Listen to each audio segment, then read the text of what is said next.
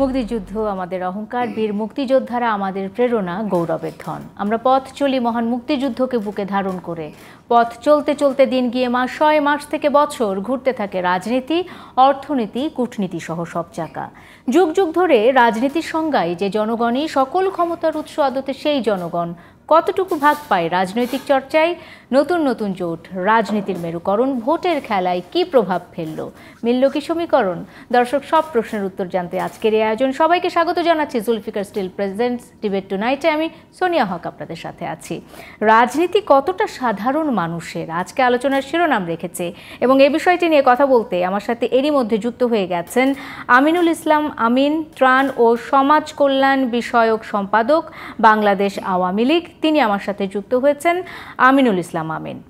আমার সাথে যুক্ত হয়েছেন সোহেল হায়দার চৌধুরী, সভাপতি, ঢাকা সাংবাদিক ইউনিয়ন ডিইউজে, তিনি যুক্ত হয়েছেন। এবং যুক্ত হয়েছেন ABM মোশাররফ হোসেন, প্রশিক্ষণ সম্পাদক, বিএনপি, তিনিও যুক্ত হয়েছেন। তিনজনকে স্বাগত জানাতে চাই। এবং আজকে আলোচনার শিরোনাম রেখেছি রাজনীতি কতটা সাধারণ মানুষের। শুরুটা করেছি একটা ইন্ট্রো দিয়ে। আপনারা তিনজনই খেয়াল করেছেন যে জনগণই যেখানে ক্ষমতার সকল উৎস, সেখানে আসলে জনগণ রাজনীতিতে চর্চায় কতটুকু ভাগ পাচ্ছে, রাজনৈতিক চর্চায় তার ভাগ কতটুকু, সেই রিলেটেড আজকে আমার আলোচনার বিষয়টি। আমি শুরুটা করতে চাই সোহেল হায়দার চৌধুরী। রাজনীতি আসলে কতটুকু সাধারণ মানুষের হাতে, আমি আপনি আমাদের হাতে নাকি অন্য কারো হাতে, সেটা আপনার বিশ্লেষণ থেকেই আপনি বলবেন নিশ্চয়ই। সোহেল হায়দার চৌধুরী। রাজনীতি সাধারণ মানুষের হাতে আছে কেতাবে। এই দেশটাকে বলা হয় গণপ্রজাতন্ত্রী বাংলাদেশ, কিন্তু বাস্তবিক অর্থে যদি বলি সাধারণ মানুষের হাতে রাজনীতি নেই। রাজনীতি এখন ব্যবসায়ীদের হাতে, অথবা যারা রাজনীতি করেন তারা ব্যবসার দিকে মনোযোগী হয়েছেন। এটি গেল একটি। আবার সাধারণের হাতে রাজনীতি বলতে যদি রাজনীতির চাবিকাঠি বলা হয় সেটি নেই। আবার রাজনীতি কিন্তু সাধারণ মানুষের জন্য হচ্ছে। এখন যেই জায়গায় সমস্যার জায়গাটি, আজকে যখন একটি রাজনৈতিক বা দুটি রাজনৈতিক বা পাঁচটি রাজনৈতিক দল যখন কোটি কোটি টাকা খরচ করে নির্বাচন করে, সেখানে আমার একজন সাধারণ মানুষ পৌঁছাতে পারে না। একটি উপজেলা নির্বাচন, এমনকি একটি ইউনিয়ন পরিষদ নির্বাচনেও এখন কোটি টাকার খেলা হয়। তাছাড়া প্রতিটি রাজনৈতিক দলেই কম বেশি আমরা যেটি শুনতে পাই যে মনোনয়ন বেচা বিক্রির একটি উৎসব হয়। বিশেষ করে এটি বিএনপিতে আমি খুব বেশি দেখেছি। এই বিগত নির্বাচনের আগের নির্বাচনে তারেক রহমান সাহেবের কথাই বলি যে 300 আসনে নমিনেশন দিয়েছেন তিনি 900 ব্যক্তিকে 2018 নির্বাচনে। এই যে বিষয়টি, আবার আওয়ামী লীগের দিকে যদি আমি বলি, সেই জায়গায়ও কিন্তু আমরা কম বেশি শুনতে পাই অমুক স্যারকে খুশি করা, অমুক ভাইকে খুশি করা, এগুলোর উপর নির্ভর করে রাজনীতি। কিন্তু রাজনীতিতে আমি যদি বলি খুব স্পষ্টভাবে, সেটি হলো রাজনীতি এখন সাধারণ মানুষের হাতে নেই। রাজনীতির ঘুঁটি এখন সাধারণ মানুষ। সাধারণ মানুষ রাজনীতির ঘুঁটি হিসেবে ব্যবহার হচ্ছে, এবং যার ফল কিন্তু আপনি যদি দেখেন খুব একেবারেই সূক্ষ্মভাবে যদি বলা হয়, মানুষ কিন্তু ধীরে ধীরে রাজনীতি বিমুখ হচ্ছে। কেন হচ্ছে? আপনি আজকে একটা ছেলেকে, যে ছেলেটা ম্যাট্রিক পাস করে বা ইন্টারমিডিয়েট পাস করে, তাকে জিজ্ঞেস করবেন, সে বলবে আমি ডাক্তার হব, আমি ইঞ্জিনিয়ার হব, আমি বৈমানিক হব, আমি এই হব, সেই হব, এমনকি আমি মডেল হব। কিন্তু সে কিন্তু বলছে না আমি রাজনীতিবিদ হব। অথচ একটি দেশের চালিকা শক্তির প্রধান শক্তি, চালিকা শক্তির প্রধানতম যে জায়গাটি রয়েছে সেটি হলো রাজনীতি। কারণ এই রাজনীতির মাধ্যমে বাংলাদেশ স্বাধীন হয়েছে, এই রাজনীতির মাধ্যমে মুক্তিযুদ্ধ হয়েছে, এই রাজনীতির মাধ্যমে জাতির পিতা বঙ্গবন্ধু শেখ মুজিবুর রহমান পুরো জাতিকে জাগিয়ে তুলেছিলেন। সেক্ষেত্রে নতুন নেতৃত্ব সৃষ্টি হবে না, নতুন নেতৃত্ব তৈরি হবে না। ভবিষ্যৎ, রাজনীতির ভবিষ্যৎ তাইলে কি? রাজনীতির ভবিষ্যৎ আছে, আবার নেইও। রাজনীতির ভবিষ্যৎ আছে এই অর্থে, রাজনীতির ভবিষ্যৎ আছে একটা ওরিয়েন্টেশন। এখন কিন্তু ওরিয়েন্টেশন নেই। এক সময় আমরা যদি দেখি আওয়ামী লীগ বা বিএনপির কথাও যদি বলি, দুটি বাংলাদেশে তো প্রধান দুটি দল, বড় দুটি রাজনৈতিক দল, তাদের ভেতরে কিন্তু একটি ওরিয়েন্টেশন ছিল, পলিটিক্যাল ওরিয়েন্টেশন। আমি খুব স্পষ্টভাবে বলি, যারা আওয়ামী লীগ করেন এদের মধ্যে নেতৃত্ব পর্যায়ের অনেকেই আছেন যারা বঙ্গবন্ধুর আত্মজীবনী কোথায় কি লেখা আছে বলতে পারবেন না। বঙ্গবন্ধুর আমার দেখা নয়াচিন কোথায় কি আছে বলতে পারবেন না। আবার আমি যদি জিয়াউর রহমানের বিএনপির কথা বলি, সেখানে কিন্তু জিয়াউর রহমান যে 19 দফা ঘোষণা করেছিলেন সেটি অনেক কেন্দ্রীয় নেতা এক পলকে বলতে পারবেন না। অথবা আমি যদি বলি বাংলাদেশের স্বাধীনতার যে জন্মসূত্র, সেই 1947 সালে দেশ বিভাগের পর তো স্বাধীনতা আন্দোলন শুরু হলো, সংগ্রাম শুরু হলো। জন্মসূত্রটা কিন্তু 6 দফা দিয়ে, সেই 6 দফা আমাদের দেশের কতজন মানুষ আওয়ামী লীগে অথবা অন্যান্য রাজনৈতিক দলে কতজন মানুষ 6 দফা পুঙ্খানুপুঙ্খভাবে না দেখে বলতে পারবে? পারবেই না। ওকে, এই যে জায়গাগুলো, এই জায়গাগুলোতে আসলে রাজনৈতিক দলগুলো এক ধরনের ওরিয়েন্টেশনের যে ঘাটতি, সেই ঘাটতির কারণে কিন্তু এটি তৈরি হয়েছে। আমি আমিন ভাইয়ের কাছে চলে যেতে চাই। আমিনুল ইসলাম আমিন, রাজনীতি কতটা সাধারণ মানুষের? রাজনীতিতে আসলে সাধারণ মানুষের ভাগটা কোথায়? যেহেতু আপনারা ক্ষমতাসীন দলের সাথে সম্পৃক্ত, আপনাদের দলের পক্ষে মানে বিপক্ষে আসলে অভিযোগটা অনেক সময় অনেক বেশি চলে যায়। অভিযোগ আছে যে সাধারণ মানুষের কথা বলে না রাজনীতিবিদরা। আপনারা সাধারণ মানুষের কাছে যেতে পারেন না। যখন ক্ষমতায়িত হন তখন আপনারা শুধুমাত্র নিজেদের বলয়ের মধ্যে থাকতে পছন্দ করেন। এই কারণে সাধারণ মানুষ রাজনীতি থেকে আপনাদের থেকে দূরে সরে যাচ্ছে। ধন্যবাদ আপনাকে, ধন্যবাদ সোহেল হায়দার চৌধুরী এবং মোশাররফ ভাই সহ সম্মানিত দর্শক যারা এই অনুষ্ঠান দেখছেন। হ্যাঁ, প্রথমত ধন্যবাদ আপনাকে স্পেশালি যে খুব ভালো একটা বিষয় আজকে আলোচনার জন্য নির্ধারণ করেছেন, যে রাজনীতি কতটুকু মানুষের জন্য। জনাব সোহেল হায়দার যেমনটি বলছিলেন যে থিওরিটিক্যালি রাজনীতি মানুষের জন্য আমরা সবাই বলি, এখন সাধারণ মানুষ কতটুকু ভাগ পাচ্ছে অথবা পাওয়া উচিত, এখন এটা আসলে অনেক বড় একটা পরিসর আলোচনার জন্য। সাধারণ মানুষের প্রতি আমি শ্রদ্ধা, যেমন উনি বলছেন যে এখন রাজনীতি এখন ব্যবসায়ীদের হাতে, রাজনীতি এখন আমলাদের হাতে, মানে রাজনীতির চাবিকাঠি, এটা বাস্তবতা। কিন্তু আপনি যদি অন্য দৃষ্টিভঙ্গিতে আলোচনা করেন তাহলে মনে হবে যে সাধারণ মানুষই কিন্তু ব্যবসায়ী বা আমলা বা এদের কাছে রাজনীতি তুলে দিয়েছে। কারণ সাধারণ মানুষ প্রত্যেকেই চায় ক্ষমতা, যে কোনো মানুষ ক্ষমতা চায়, এটা মানুষের বেসিক ইনস্টিংক্ট। ক্ষমতা, বিত্ত, বৈভব, প্রভাব, প্রতিপত্তি, সম্মান বলছি, হ্যাঁ, এটা মানুষের বেসিক ইনস্টিংক্ট, চাইতে পারে। তো এখন মানুষকে ঠিক করতে হবে আমি কাকে সম্মানের জায়গা বসাবো, কাকে আমি আমার এমপির জায়গা বসাবো, কাকে আমি মেয়রের জায়গা বসাবো, কাকে আমি চেয়ারম্যানের জায়গা বসাবো। কিন্তু আমাদের মানুষের, আমি সবাইকে দায়ী করছি না, বড় একটু অংশকে এটা আদৌ ভাবে? তারা কি রাতের বেলা একটি শাড়ি 500 টাকা কেসের কাছে নিজের এই যে কাকে আমি আমার নেতা বানাবো, কাকে আমি আমার নির্বাচিত প্রতিনিধি বানাবো, সেটা কি তারা বিক্রি করে দিচ্ছে না? তাহলে আপনি এখানে ব্যবসায়ীকে আমি দায়ী করবো কেন? সাধারণ মানুষ যদি মনে করতো যে না, যে মানুষটি 5 বছরে শুধু ইলেকশনের আগের দিন আমাকে খবর নিচ্ছে, তাকে আমার দরকার নেই, আমি এমন একজন মানুষকে নির্বাচিত করব যে সে যে দলেরই হোক না কেন, যার মধ্যে নীতি আছে, নৈতিকতা আছে, কমিটমেন্ট আছে, মানুষের প্রতি ভালোবাসা আছে, মানুষের প্রতি দরদ আছে, টান আছে, মানুষকে নিয়ে চিন্তা করে, তেমন একজন মানুষকে আমি বানাবো।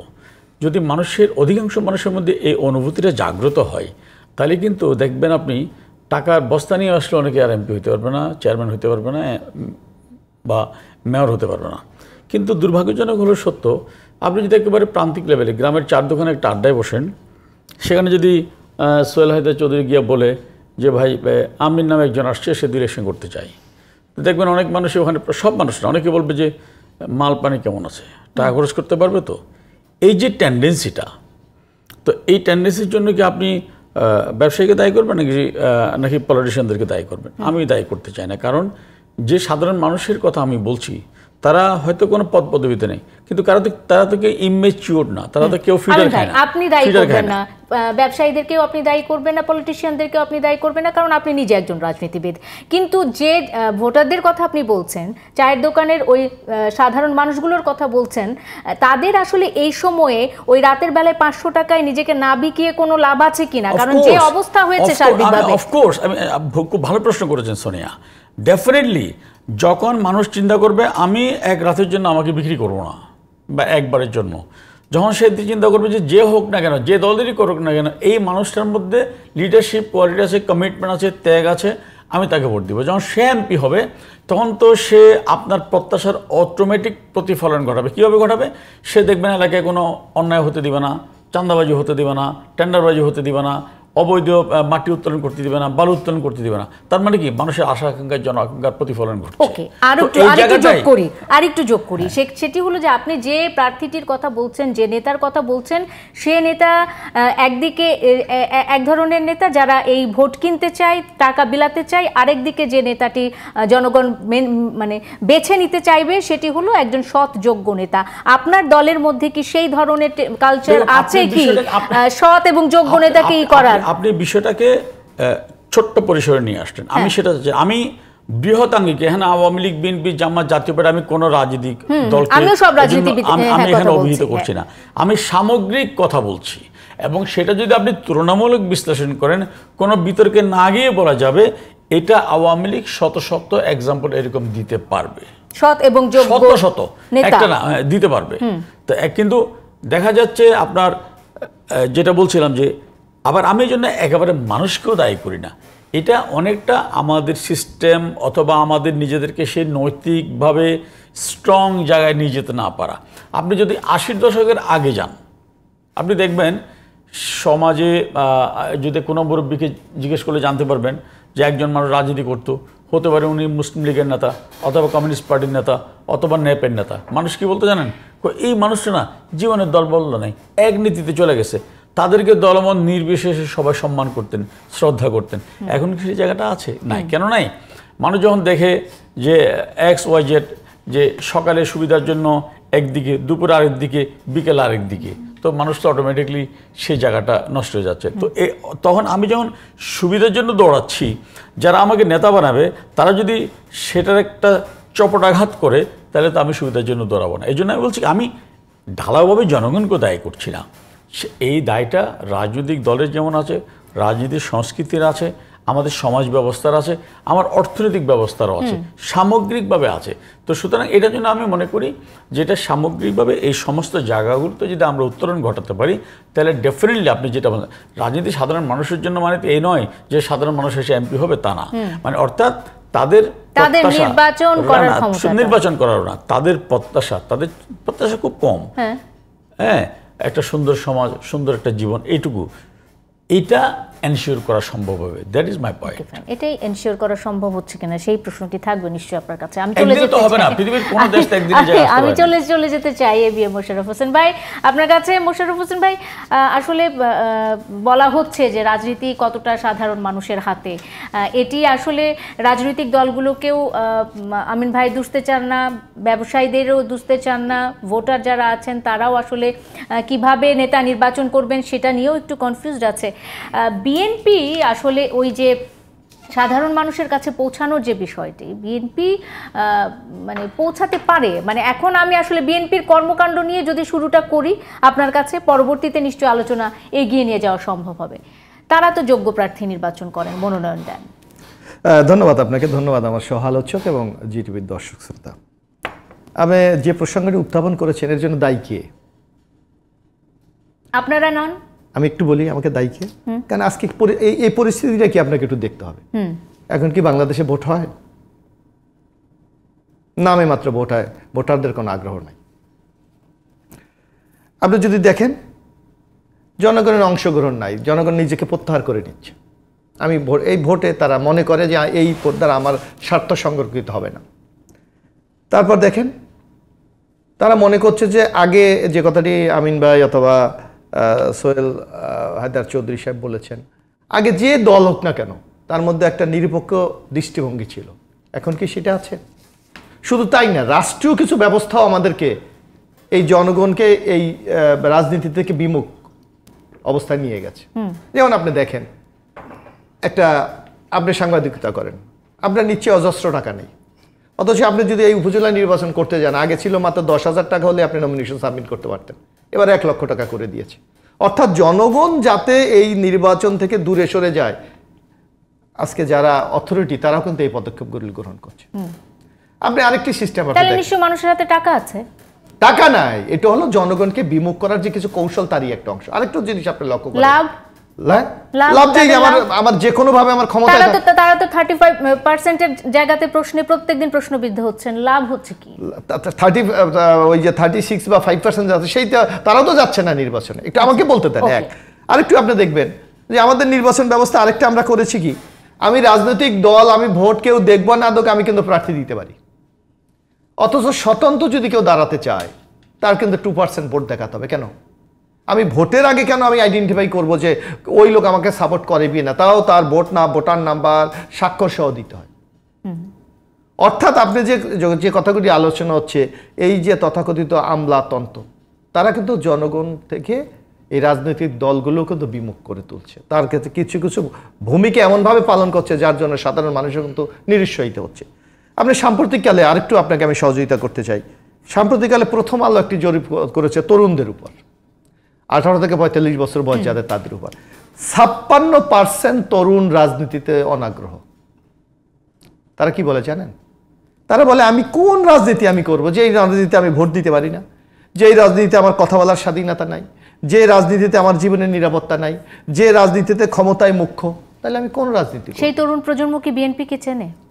হ্যাঁ, নাও চিনতে পারে, কারণ এখন বিএনপিতে কোনো রাজনৈতিক কর্মসূচিতে নাই। কে বলছে আপনাকে? কোন এই যে প্রতিনিয়ত আমরা কর্মসূচি পালন করি, কিসে কর্মসূচি পালন করি? প্রতিনিয়ত আপনি দেখেন, আপনি নিশ্চয়ই আপনার মিডিয়াও তো এই জিটিভি তো প্রতিনিয়ত খবর করছে, তাহলে তার সেগুলি কি? উপজেলা নির্বাচনের লিফলেট আপনারা ঢাকা শহরে সারা বাংলাদেশে আমি করেছি, সারা বাংলাদেশে। ওকে, সারা বাংলাদেশে। তাহলে আপনি এখন ঠিক আছে বিএনপি নাই, আমরা ধরলাম তো যে আওয়ামী লীগের ভাষায় বিএনপি রাজনীতিতে নাই, কোনো কর্মসূচি নাই, কোনো কিছু নাই, তাহলে সবই তো বাংলাদেশে আওয়ামী লীগ। তাহলে ভোটার কেন্দ্রে যায় না কেন? ভোটার যায় না তাদের কি ডায়রিয়া হয়েছে? না না না, ভোটার না ক্যান্সার আক্রান্ত। নির্বাচন কমিশনের ইতে বলবো আসলে নির্বাচন কমিশনই তো একটা মানে অসাংবিধানিক কাজ করছে। নির্বাচন কমিশনও তো একটা আজ্ঞাবহ নির্বাচন কমিশন, তার রেফারেন্স আপনি কি দেবেন? একটা লোকের যদি ন্যূনতম আপনার ডাক্তারি পাস করছে, তার যদি সার্টিফিকেট না থাকে, তাকে আপনি ডাক্তার বলবেন? তো ওনারা তো একটা দলের পারপাস সাফ করার জন্য, একটা এজেন্ডা বাস্তবায়ন করার জন্য ওনার দায়িত্ব নিয়েছে। তাদের রেফারেন্স যদি আপনি উপস্থাপন করেন, সেটা কি অ্যাকসেপ্টেবল হবে? জনগণ কি অ্যাকসেপ্ট করছে? কিন্তু আইন করে হয়েছিল কিসের আইন ভাই, এবং সেখানে বিএনপি কিসের আইন? কি আইন করেছে? কি আইন করেছে? কিসের আইন করেছে? এই নির্বাচন কমিশনটা তো না কিসের আইন? আমি একটু বলি, আপনি জানেন? হ্যাঁ বলেন, আমি আপনার কাছ থেকে শুনি। আমি নির্বাচন সরকার আইন করেছে যে তারা একজন প্রধান 4 জন করবেন। তারা একটা সার্চ কমিটি করেছে। সার্চ কমিটির যিনি প্রধান, উনি যে লোক প্রধান, তার বাপে আওয়ামী লীগের এমপি ছিলেন, বিচারপতি। যিনি আরেকজনকে করেছে, উনি ওনার ভাই আওয়ামী লীগের সচিব আছে। অর্থাৎ আওয়ামী লীগের লোকজনকে দিয়ে কমিটি করে আপনি বাছাই করেছেন, করে আপনি বললেন এরা আমার আইনের মাধ্যমে হয়েছে। শুধু তাই না, আরেকটা শুভঙ্করের ফাঁকি কি, এই যে আইন আপনি করেছেন, তারা 10 জনকে সিলেক্ট করেছে না? এই 10 জনের নাম কি আপনি প্রকাশ করা যাবে না? তাহলে মহামান্য রাষ্ট্রপতি যখন 5 জন নিয়োগ দেবে, উনি কি এই নামের মধ্যে থেকে দেবেন না বাইরে থেকে দেবে? আপনি আইডেন্টিফাই কেমনে করলেন? আপনি কিভাবে বুঝবেন যে এই 10 জনের মধ্যে থেকে দিয়েছে? সুযোগ আছে? ওকে, আছে। তাহলে এই আইন কতটুকু কার্যকরী, এটা কথা আপনার দেখতে হবে। এটা আইওয়াস, জনগণকে একটা ধোঁকা দেওয়ার আরেকটা কৌশল। আপনি শুনেন, এই যে আওয়ামী লীগ বলছে 2টা সার্চ কমিটির মাধ্যমে নির্বাচন কমিশন, আপনি 10 জনের নাম বলেন না, যে ওই সার্চ কমিটির 10 জনের নাম উপস্থাপন করেছে, এই লাস্ট 10 জন বলবেন? তারা বলছে এটা গোপন, এটা করা যাবে না। তাহলে মহামান্য রাষ্ট্রপতি যে 5 জনকে নিয়োগ দিলেন, কারা এই 5 জন? কোন লিস্ট থেকে উনি দিয়েছেন? এবং আমরা শুনি কি একবার হাস্যকর একটা ব্যাপার, যে মাইজবেন্ডারির দল, ওনারা প্রস্তাব করেছে, উনি নির্বাচন কমিশনের কাছে। তো বাংলাদেশে বিএনপি, আওয়ামী লীগ, জাতীয় পার্টির মতো বিরাট বিরাট যারা রাজনীতির মূল প্রতিদ্বন্দ্বী, তাদের প্রার্থীকে নমিনেশন দেওয়া হয় না, মনোনয়ন দেওয়া হয় না, মনোনয়ন দেওয়া হয় যে মাইজবেন্ডারি দলের থেকে। এগুলি আসলে জনগণের সাথে একটা প্রতারণার একটি অংশ, যার জন্য আপনি মনে করেন জনগণ যখন এটা এই যে প্রতারকদের একটা খপ্পরে পড়ে যায়, তখন জনগণকে নিজেদেরকে প্রত্যাহার করে দেয়। যার কারণে আপনি যেই প্রসঙ্গটা উত্থাপন করেছেন, আমার মনে হয় যে বাংলাদেশের জনগণ যে এই রাজনৈতিক এই কর্মকাণ্ডের চরম জবাব দিচ্ছে, তাই তো উপস্থাপন করা উচিত। আজকে নাই, কোথাও জনগণ নাই, আপনি দেখেন। ওকে, সাধারণ মানুষের ইস্যুতে কর্মসূচি নেই বিএনপির, এ ধরনের একটু অভিযোগও কিন্তু আছে। এটা আমরা এই যে দেখেন, আপনি এই এখন একটা ঘূর্ণিঝড় রিমেল হয়ে গেল না? আমরা বাংলাদেশে আপনার পত্রিকা দেখেন প্রতিনিয়ত, আমি নিজেও পটুয়াখালী থেকে ত্রাণ দিয়ে এসেছি, আমাদের প্রত্যেকদিন 5টা-7টা করে টিম যাচ্ছে। অত সরকারের ভূমিকা কি? মানে দ্রব্যমূল্য বৃদ্ধি কিংবা বিদ্যুতের মূল্য বৃদ্ধি, জ্বালানির বৃদ্ধি, এই যে বিষয়গুলো রয়েছে, এই ইস্যুগুলো নিয়ে আসলে বিএনপি কি সেইভাবে জনগণের হয়ে কথা বলতে পারছে? অবশ্যই। আজ এই যে প্রতিনিয়ত আপনি দেখেন, এই যে আমাদের মহাসচিব নেতৃবৃন্দ যে প্রতিদিন বক্তব্য দিচ্ছে, কি বলছে? এই সরকার একটা বাজেট দিচ্ছে, দিচ্ছেন এখন একটা বাজেট ওদের 7,97,000 কোটি টাকা দিচ্ছে না, অথচ এমন বাজেট দিচ্ছে যে $12 বিলিয়ন আমার শুধু সুদ করতে হবে। এই যে মেগা প্রকল্পের নামে যে লুটপাট হয়েছে তার সুদই দিতে হবে $12 বিলিয়ন। তা সুতরাং এই যে সরকার যে নানা প্রকল্প, আজকে এই কুইক রেন্টাল বিদ্যুতের নামে তারা প্রায় এবছরে আমি দেখলাম যে প্রায় 28,000 কোটি টাকা রেখেছে সেই ভর্তুকি দেওয়ার জন্য। ওকে, মোশাররফ ভাই ফিরবো আসলে বাজেট নিয়ে যখন কথা বলেছেন, বাজেটের প্রসঙ্গটি নিয়ে আমি ফিরবো। আমিন ভাইয়ের কাছে নিশ্চয়ই প্রশ্নটি রাখবো। সোহেল হায়দার চৌধুরী, আপনার কাছেও প্রশ্ন থাকবে। একটা বিরতির সময় হয়েছে, বিরতিটা নিয়ে আসি। বিরতিটা নিয়ে ফিরে এসে অবশ্যই প্রশ্নগুলির উত্তর জানবো। দর্শক, একটা বিরতি নিচ্ছি। জুলফিকার স্টিল প্রেজেন্স ডিবেট টুনাইটে সঙ্গে থাকুন। বিরতির পর স্বাগত আরেকবার। দেখছেন Zulfiqar steel presence debate tonight. আমি সোনিয়া হক আপনাদের সাথে আছি। রাজনীতি কতটা সাধারণ মানুষের, সেই বিষয়টি নিয়ে আমরা কথা বলছিলাম। আমি আলোচনায় চলে যেতে চাই এবং এই অংশ অবশ্যই শুরুতে সোহেল হায়দার চৌধুরী আপনাকে যুক্ত করতে চাই। অনেকেই বলেন যে রাজনৈতিক সংস্কারের জন্য প্রয়োজন হলো নতুন রাজনৈতিক উদ্যোক্তা তৈরি করা, অর্থাৎ রাজনীতির ক্ষেত্রেও নতুন প্রজন্ম থেকে উদ্যোক্তা তৈরি করা। এই উদ্যোক্তা তৈরির কাজটি আসলে আমাদের যে রাজনৈতিক দলগুলো রয়েছে বা আমাদের পূর্বজ যারা আছেন তারা কি কখনো এই উদ্যোগ নিয়েছেন আপনার মনে হয়? এই উদ্যোগটি একসময় ছিল, আপনি জানেন, ডাকসু, চাকসু, রাকসু, বিভিন্ন শিক্ষা প্রতিষ্ঠানে নিয়মিত নির্বাচন হতো এবং কলেজ লেভেলেও বিভিন্ন কলেজেও নিয়মিত নির্বাচন হতো এবং এটি ছিল রাজনৈতিক বা রাজনীতিবিদ তৈরির ওরিয়েন্টেশন প্রোগ্রাম বলা যেতে পারে। এর মাধ্যমে কিন্তু দেশের রাজনীতিবিদ তৈরি হতেন। আমরা যদি বলি তোফায়েল আহমেদ, শেখ ফজলুল হক মনি, শেখ ফজলুল করিম সেলিম, ওবায়দুল কাদের, বাহলুল মজনুন চুন্নু, আখতারুজ্জামান, এরকম অসংখ্য নাম আমরা বলতে পারি। এমনকি ডাক্তার মুশতাক, যিনি এখন রাজনীতিতে নেই সরাসরি, উনি অন্য কাজে। এই জায়গাটি পরবর্তীতে হোঁচট খায় এবং এর জন্য আপনি আমার দুপাশে যে দুই দলের নেতা আছে, দুটি দলই কম বেশি দায়ী। একসময় যখন বঙ্গবন্ধু হত্যাকাণ্ডের পরে তখন ছাত্ররা, মানে যে ছাত্র সংগঠনগুলো ছিল বা বিভিন্ন বিশ্ববিদ্যালয়ের শিক্ষা, মানে চাকসু, সেখানে এক ধরনের অস্ত্রবাজি শুরু হলো এবং যার জন্ম কিন্তু গোলাম ফারুক অভি কিন্তু সেই সময় তার জন্ম হয়েছে। এবং আমি নিজে চাক্ষুষ প্রমাণ আছি, ঢাকায় যেদিন নিরু বাবলু দুই ভাই, নিরু যেদিন মারা যায়, নিরু ভাই মারা গেল না, বাবলু সাহেব যেদিন মারা যান সেদিন আমি নিজে সাক্ষী সেখানে। এর পরের দিনের অবস্থা, আমি টিয়ার গ্যাস, আমার বাবার সহ ছিলাম, টিয়ার সেল খেয়েছি। এই পরিস্থিতি সেখানে, এটি গেল। এরপরে যদি আমরা ধরি, আমরা এই সরকার আজকে 16 বছর ক্ষমতায়, এই সময়ে কিন্তু উল্লেখযোগ্য একবার ডাকসু নির্বাচন হয়েছে, সেটি নিয়েও অনেক কিছু আমরা দেখেছি, কিন্তু এই সময়েও কিন্তু শিক্ষা প্রতিষ্ঠানগুলোতে ছাত্র রাজনীতি ফেরানো যায়নি। আর ছাত্র রাজনীতি না ফেরানোর কারণেই কিন্তু আজকে এই যে আমলাতন্ত্র যে জেকে বসেছে দেশে বা জেকে বসছে, এটিও কিন্তু একটি কারণ। এবং এই আমলাতন্ত্র কিন্তু আজকে জেকে বসেনি। বাংলাদেশে আমলাতন্ত্রের বিরুদ্ধে কিন্তু সর্বপ্রথম কথা বলেছিলেন, পাকিস্তানের আমলাতন্ত্রের বিরুদ্ধে যেভাবে কথা বলেছিলেন, স্বাধীন বাংলাদেশেও কিন্তু আমলাতন্ত্রের বিরুদ্ধে সর্বপ্রথম আওয়াজ তুলেছিলেন বঙ্গবন্ধু।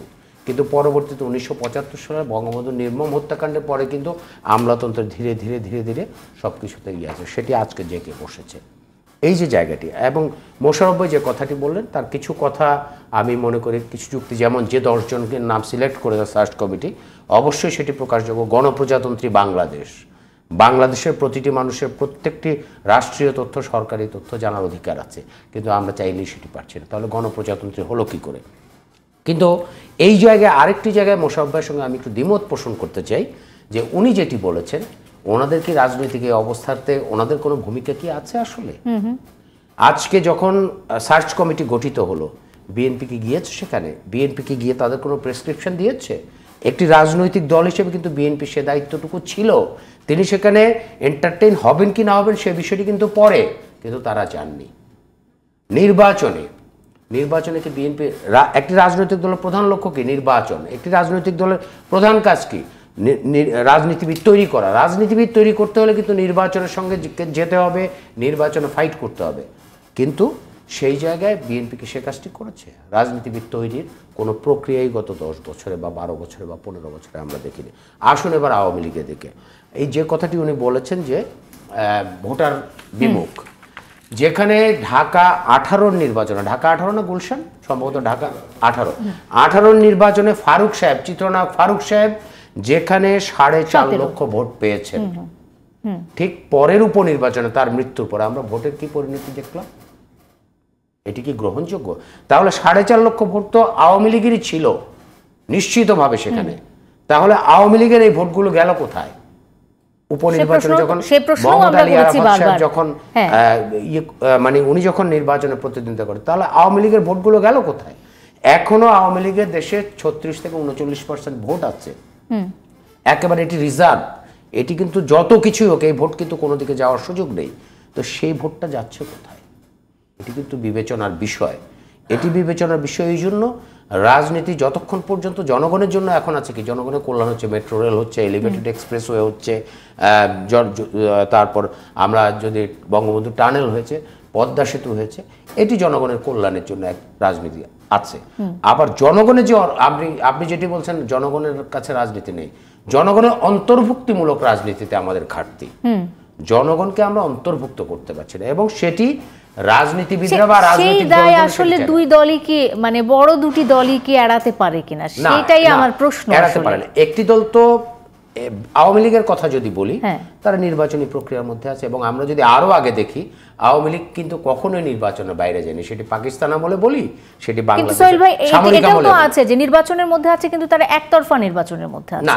একতরফা নির্বাচন, এখন আওয়ামী লীগের তো দায় নেই বিএনপিকে নির্বাচনে নিয়ে আসার, মোশাররফ ভাই আছেন, বিএনপিরও তো একটা কৌশল থাকবে, সেই কৌশলে কি বিএনপি করেছে? এখন বিএনপি যদি বলে যে নির্বাচন কমিশন ঠিক নাই, এই ঠিক নাই, নির্বাচন কমিশনকে প্রেসার দিয়ে ঠিক করার দায়িত্ব তো আপনার।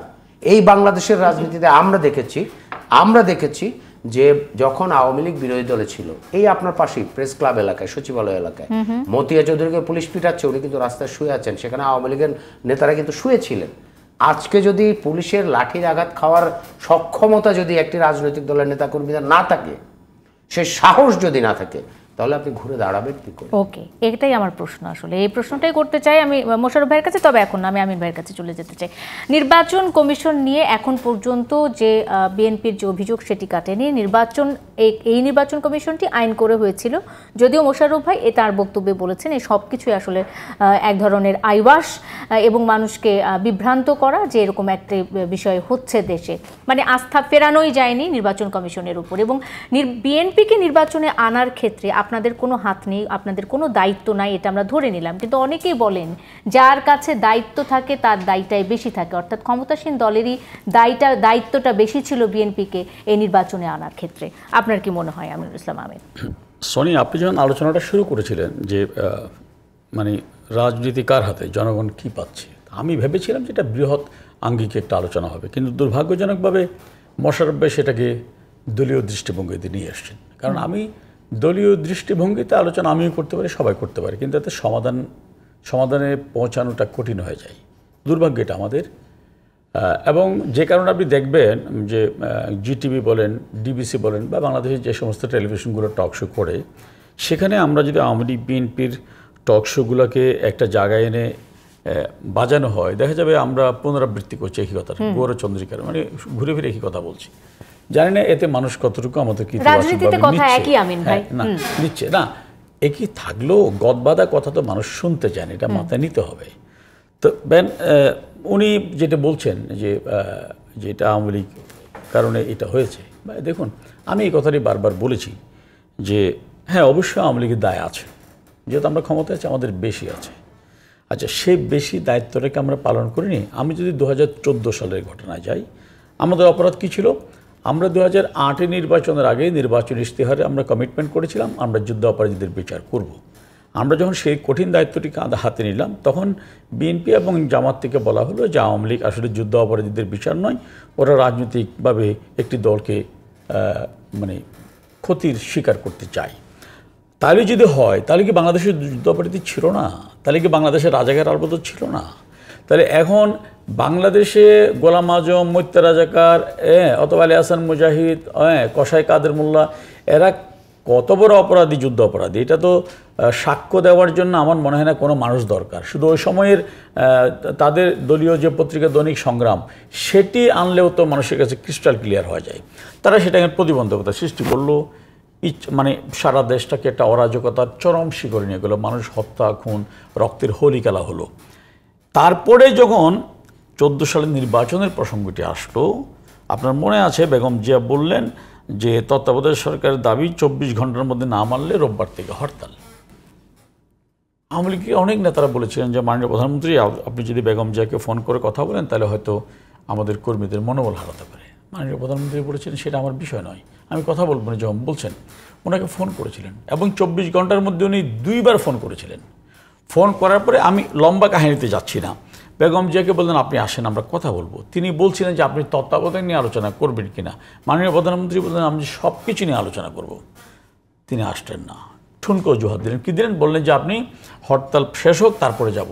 মাননীয় প্রধানমন্ত্রী স্মরণ করিয়ে দিলেন হরতাল আপনি দিয়েছেন কন্ডিশনাল, যদি আপনি আপনাকে ফোন না করি, তা আমি তো আপনাকে ফোন করলাম 2 বার করে, তাহলে আসবেন না কেন? গেল। এরপরে কিন্তু এমন নয় যে আওয়ামী লীগ আলোচনা করতে চায়নি। তারপরে নির্বাচন কমিশন গঠনের ক্ষেত্রে আমরা বারবার করে তাদেরকে প্রস্তাব দিলাম, মহামান্য রাষ্ট্রপতি তাদেরকে চিঠি দিলেন। ইভেন নির্বাচন কমিশন গঠিত হবার পরে নির্বাচন কমিশনও চিঠি দিয়ে বললেন যখন আপনাদের খুশি তখন আপনারা আসেন, আমরা কথা বলবো নির্বাচনী ব্যবস্থা নিয়ে। তো তারা কোনোভাবে আসছেন না। আচ্ছা, এখন আপনি বলুন, মোশাররফ ভাইরা প্রতিদিন দাবি করে তারা একটি বড় রাজনৈতিক দল, বড় রাজনৈতিক দল হিসেবে তারা কি ন্যূনতম দায়িত্ব পালন করেছে? সমস্ত দায়িত্বকে আওয়ামী লীগকে পালন করতে হবে? এখন উনি বলছেন যে নির্বাচন ব্যবস্থা আমরা ধ্বংস করে দিয়েছি। আচ্ছা বলুন, পৃথিবীর কোন দেশের অথবা কোন রাষ্ট্রবিজ্ঞানের কোন সংজ্ঞায় আছে একটি দেশের অবস্থা যতই খারাপ হোক সেখানে একজন সেনাপ্রধান ক্ষমতা দখল করতে পারবে, ক্ষমতা নিতে পারবে? এটা পৃথিবীর কোন গণতন্ত্র আছে?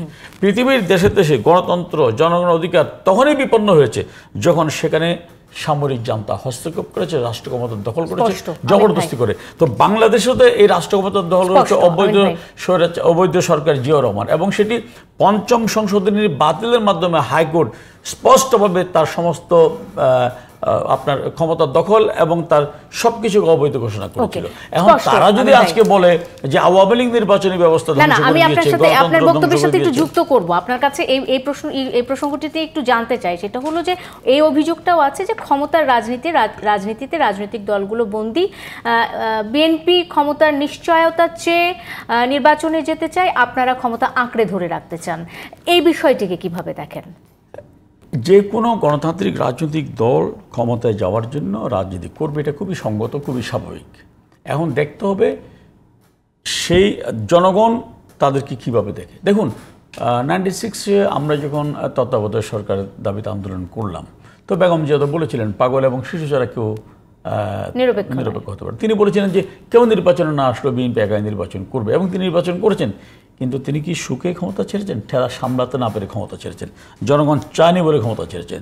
2007 সালে তারা তত্ত্বাবধায়ক সরকার ব্যবস্থাকে ধ্বংস করে দিয়ে তাদের মনোনীত রাষ্ট্রপতিকে একই সাথে তত্ত্বাবধায়ক সরকার প্রদান করলেন। তারপরও আমরা জনগণের শক্তিতে যেহেতু বলিয়ান, আমরা সেই নির্বাচনে চ্যালেঞ্জ গ্রহণ করেছিলাম, আমরা নির্বাচনে গেলাম।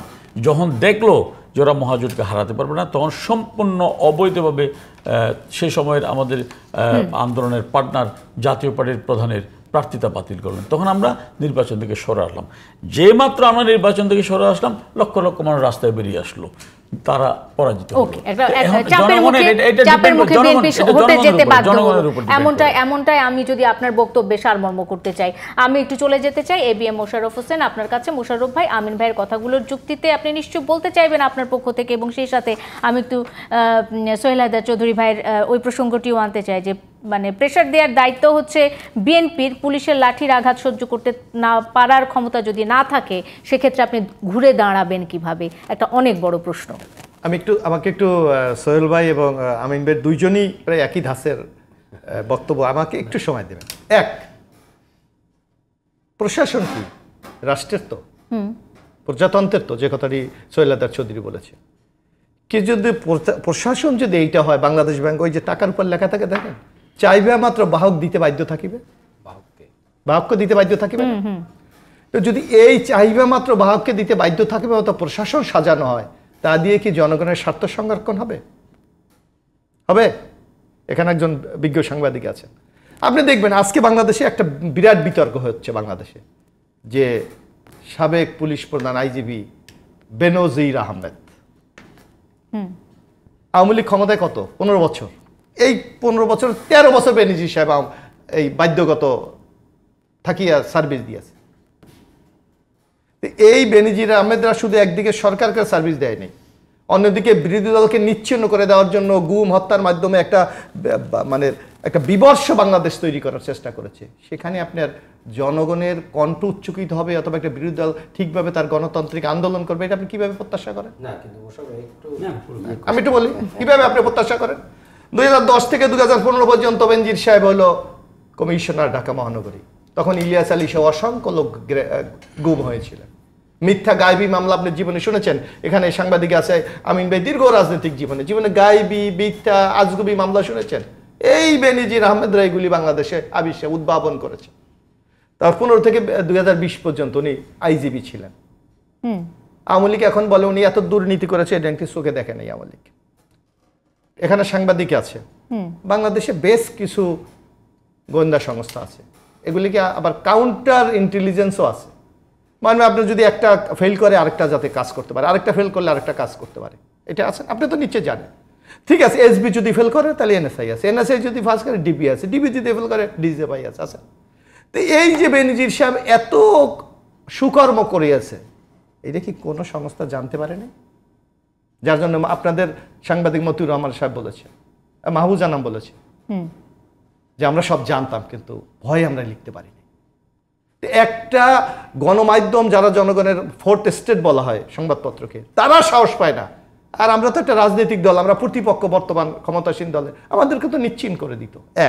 এখন এইটা হলো আমি একটা বললাম যে নিশ্চিহ্ন হওয়ার ভয়টা আপনাদের ছিল। অবশ্যই, আমি তো মানুষ, আমি তো আমার তো সিমেন্ট দিয়ে আমাকে বানায়নি, আমাকে পাথর দিয়ে বানায়নি, আমি তো মানুষ।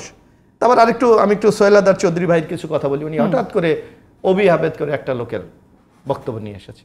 অবিহাত তো অনেক পরে, 75 পরে, ওনার নিশ্চয় মনে থাকার কথা। 72-এর শহীদ মিনারে ছাত্রী বোনদেরকে বিভস্ত করেছিল কারা? এই আওয়ামী লীগ, ছাত্রলীগ। 1975 সালে শামসুন্নাহর হলের সামনে 7 জন তাজা তরুণকে কে গুলি করে হত্যা করেছিল? এই ছাত্রলীগ। এগুলি কি সোহেলাদার চৌধুরী যদি এগুলি বলে, সেই শফিউল আলম প্রধান পরে কোথায় ঘটনাটা ঘটেছে। আমিন ভাই আরেকটা কথা বলেছে, জিয়া রহমান সাহেব নাকি মার্শাল্লাহ কায়েম করেছে, এটা বলেছে না? একেবারে বানোয়ার বিভ্রান্তজনক কথা। 1975-এর দুঃখজনক ঘটনার পর ক্ষমতা নিয়েছে কে? আওয়ামী লীগের বিশ্বস্ত লোক। আমি একটু বলি, আমি একটু বলি, আমাকে একটু বলতে দেন। কে খন্দকার মোস্তাক সাহেব, উনি কি কাজটা করেছেন? 15 আগস্ট ঘটনা সংঘটিত হয়েছে, সোহেলাদার চৌধুরী নিশ্চয় জানবে। 1975-এর 20 আগস্ট উনি প্রজ্ঞাপন জারি করলেন যে দেশে মাশাল্লাহ জারি করা হইল এবং যা 15 আগস্ট থেকে কার্যকরী হবে। অর্থাৎ তখন গণতান্ত্রিক কোনো শাসন ব্যবস্থা দেশে নাই। তারপর 7ই নভেম্বর যেটা বলে, তখন আজকে এই আমিন ভাইরা ব্রিগেডিয়ার খালেদ মোশাররফকে তারা সহযোগিতা করে। খালেদ মোশাররফ কিন্তু সংসদ বাতিল করে দিয়েছিলেন। এই যে শেখ মুজিবের হত্যাকাণ্ডের যারা খুনি তাদেরকে বিদেশে পাঠিয়ে দেয়, তাহলে জিয়া রহমানের দোষটা কোথায়?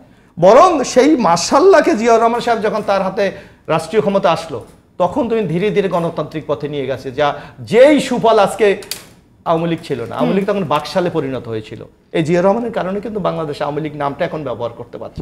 আজকে মাননীয় প্রধানমন্ত্রী জিয়া রহমানের শাসন আমলেই উনি কিন্তু নির্বাসিত জীবন থেকে বাংলাদেশে ফিরে এসেছেন। এই ইতিবাচক ঘটনাগুলি আজকে আওয়ামী লীগ দেখে না, কেউ দেখে না। এখন তাদের কাছে মুখ্য হলো শুধু ক্ষমতাটা। ওকে, স্পষ্ট। আমি সোহেলাদার চৌধুরী ভাইকে শেষ 30 সেকেন্ড সময় দিয়ে আমি শেষ করে দিতে চাই। আসলে সময় শেষ হয়ে গেছে একেবারে। 30 সেকেন্ডে তো বলা যাবে না, তবে আমার যেটি মনে হয়, আমাদের রাজনৈতিক দলগুলো বিরোধী দলে আর সরকারি দলে থাকার সময় তাদের আইনে দুটি মুখ তৈরি হয়। সেটি যদি একটি মুখ হয়, যেমন মোশাররফ ভাই যেটি এখন বলছেন, ঠিক এই কথাগুলোই আওয়ামী লীগের যিনি আছেন এখন আমিন সাহেব, তিনি যদি বিরোধী দলে যান তিনি একই কথাগুলো বলবেন। যেমন ধরেন যে পুলিশ কমিশন, আমরা যদি পুলিশের কথা বলি, আশরাফ উলুদার কথা বলতে পারি, আব্দুল মতিন চৌধুরীর কথা বলতে পারি। এরা কি রাষ্ট্রীয় ক্ষমতা চেঞ্জ করে দিয়েছে? না না, ক্ষমতা আমার রকিবুল হুদা যখন পুলিশ কমিশনার, এই জাতীয় প্রেস ক্লাব, আরে এখন তো জাতীয় প্রেস ক্লাব ঢোকাই যাচ্ছে না, এখানে আপনাদের নেতৃত্বই লুট করে নিয়ে যাচ্ছে। আমি না, আপনারা কি হয়েছিল যে নির্বাচিত কমিটিকে উৎখাত করে ক্ষমতা দখল করেছে? যেটি বলছেন মোশাররফ ভাই, এই কথাটি দেখবেন আপনি না, একটা আমি একটা না, খুনকে না, আপনি একটা না, একজন থাপ্পড় দিয়েছে তার সাথে জাস্টিফাই করেন It's not a আমি real- জাস্টিফাই করছি না, reality. মোশাররফ ভাই। আমি বলছি যে আমাদের রাজনৈতিক দৈন্যটা সেই জায়গায় যে না, আমরা কিন্তু যখন আপনি তুলনাটা বিরোধী যদি দলে এইভাবে থাকি, করেন। আমরা একভাবে দেখি, সরকারি দলে থাকলে আমরা আরেকভাবে দেখি। বিএনপি অনস্বীকার্য, বিএনপি বাংলাদেশের একটি বড় রাজনৈতিক দল। সেই রাজনৈতিক দলের সক্ষমতার জায়গাটি আরেকটু যদি শক্তিশালী হতো আমাদের জন্য অন্তত ভালো হতো, আওয়ামী লীগের জন্য ভালো হতো। আওয়ামী লীগকেও তো চাপে থাকা দরকার আছে। তৈরি করেন না যে কোনো লোকের সক্ষমতা দেখাতে পারবে। আওয়ামী লীগের জন্য তো একটা চাপ দরকার আছে, একটি স্ট্রং বিরোধী দল দরকার আছে। সেই বিরোধী দল বিএনপি তো হবে বা হওয়া উচিত, কিন্তু তারা কি সেই বিরোধী দলের ভূমিকা পালন করছে? আবার আমিন ভাই যে কথাটি বললেন, রাজনীতিতে কিন্তু স্পেসের একটা প্রয়োজন আছে। আজকে আমি যে শক্তিটিকে চিনি, সেই শক্তিটিকে যদি আমি মানে রাজনীতি করার সুযোগটা বেশি দেই, তাহলে কিন্তু আমার জন্য অনেক ভালো। কিন্তু এখানে যদি কোনো ভ্যাকুয়াম তৈরি হয়, সেই ভ্যাকুয়াম কে তৈরি করবে তা কিন্তু আমি জানতে পারছি না। সেই ভ্যাকুয়ামটি কোন জায়গায় নিয়ে যাবে আমাকে, সেটিও আমি জানতে পারছি। সুতরাং রাজনীতিতে ভ্যাকুয়াম কিন্তু কখনোই ভালো কিছু বয়ে আনে না, ব্যালেন্সিংটা প্রয়োজন। ব্যালেন্সিং প্রয়োজন। অসংখ্য ধন্যবাদ ABM মোশাররফ হোসেন, আমিনুল ইসলাম আমিন এবং সোহেল হায়দার চৌধুরী, তিনজনকে ধন্যবাদ জানিয়ে আজকের মতো শেষ করতে চাই Zulfiqar steel presents debate tonight. সাথে থাকার জন্য ধন্যবাদ আপনাদেরও। শুভরাত্রি।